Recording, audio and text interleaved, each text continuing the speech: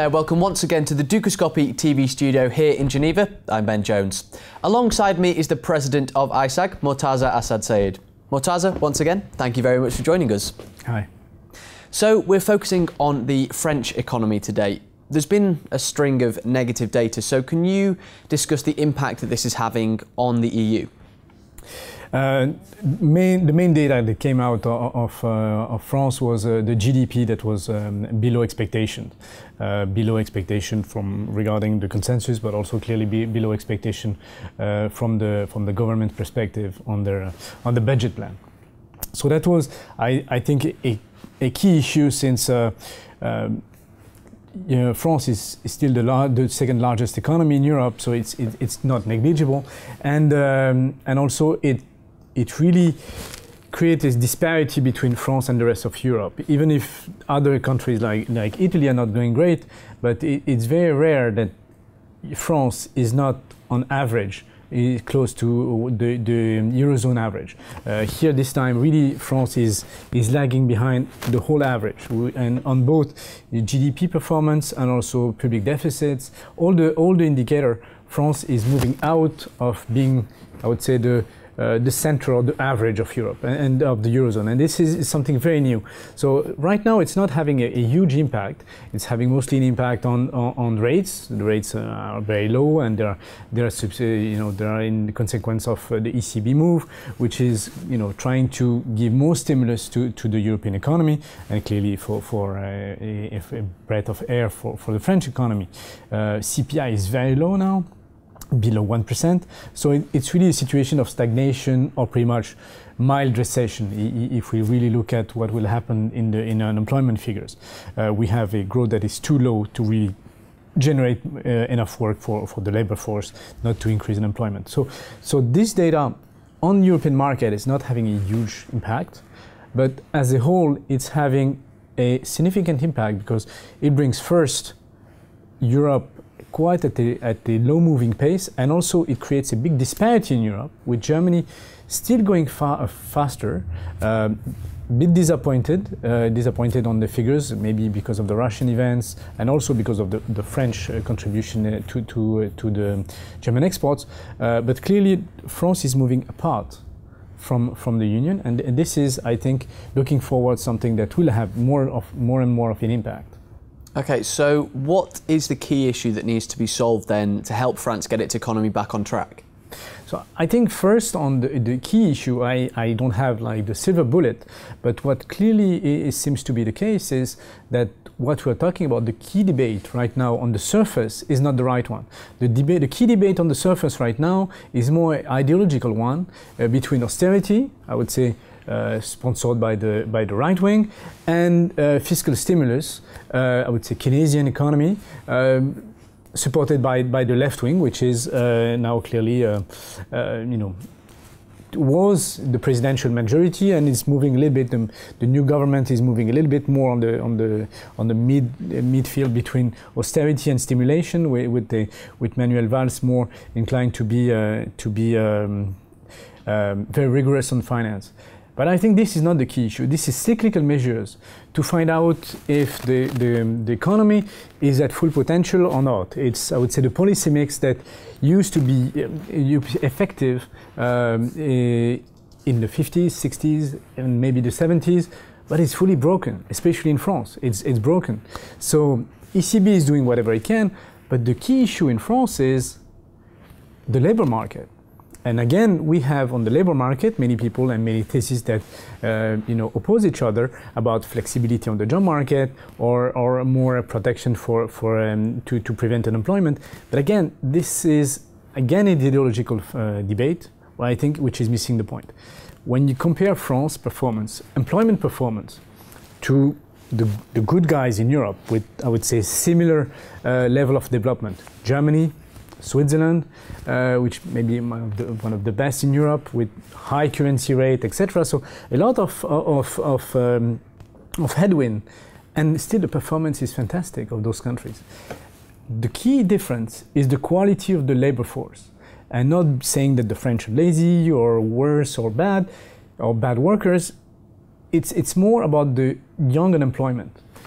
if you look at the young unemployment in Europe, it's very high in the Latin countries, France, Italy, and Spain, and it's very low in continental countries like Belgium, Germany, and especially Switzerland. The big difference between those two zones is the type of schooling there is after age of 15. Trade school versus university school. So Latin countries, and France in particular, they generate a lot of students for university. Generalists. In Germany and Switzerland, they don't promote that much of generalists. So students are pushed to trade school, professional school, and it's performing. Because what happens is that the rate of employment of those young people is very high. And what you have at the individual level, which is you build up experience at a very early age, it will help you throughout your career because you have a job, you have experience, you build up the value of what you are, is visible at the country level. When you have a large number of unemployment between 18 and 28, then those people will carry on for their life, for the 30 years of their following life, a very weak employment abilities. If we start to have a lot of people not working, the country will never be competitive. It's impossible. It's just mathematically impossible. So the issue about France is not the austerity or not, is not competitiveness or not. Those are results of the fact that the skills are not properly given to the young, and then the labor force is not properly utilized.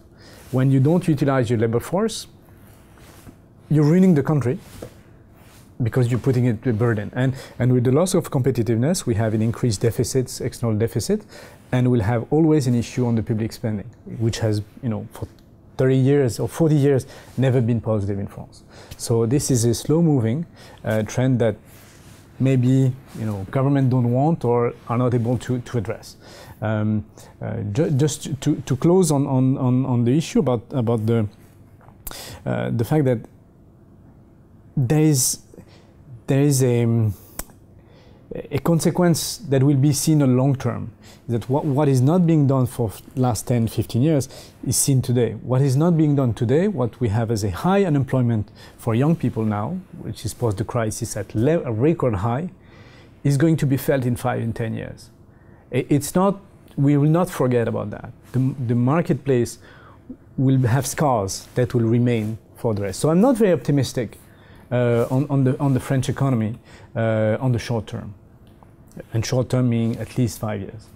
Okay, and finally, very briefly as well, some are saying that they think France will surprise on the upside. I take it from what you've just said, do you disagree with this? Do you think that things will continue to get worse? On the economic front, I think the underlying trend will disappoint. Then, of course, there is a cyclicality of the GDP, there will be the externality of the American growth. The sensitivity to the global cycle is still strong in France, and and there is waves. But economic performance, I think, will disappoint. On the investment performance, we should always remember what is already priced in the market, and this is a very different story. I think, especially on the stock market, the French stocks are not very expensive.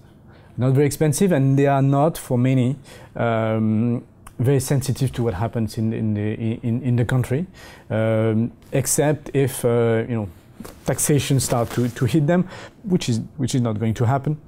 What I think is French equities might surprise after a couple of years, but not on the 18 months. This is more a beta play or a sectorial play. But over 5 years, I think there is value in French stocks. Where I think there is not a lot of value and even large risk is on the government debt. I've been quite confident with the French debt for the last 15 years, but now, first, it's expensive, and second, I think it's risky, because I think with the lack of political resolve, I think at the end the market will test. The market will test because it really looks like 92, 93, which is the time where really the market tested the political resolve of the French economy and the French government, and it's pretty much the same. governments consistently over-expected growth, thought the growth would be higher next year, and then the budget would be fine, and everything will be fine, and consistently they were disappointed, and they reacted more than they were proactive. So they really had to put their house in order in 94, 95, 96, and even 97. I think this might be a repeat. Yeah, because it's very expensive, and I think international market might test a little bit the French model. And this issue on the French economy, of course, I have a strong point of view, or maybe biased point of view. But the issue is key for many people. I think it's a critical one for the marketplace, and in Geneva we'll have a roundtable on this at the association with most of the strategists in Geneva, wondering is it a risk, is it a key issue, how it will happen. Maybe people are more optimistic, but clearly people are focusing on this issue now. Fantastic. Mourtaza, once again, thank you very much for joining us today. Thank you. And thank you for watching. Do make sure you keep clicking back to Dukascopy TV, as we'll be bringing you plenty more updates and exclusive interviews. Bye for now.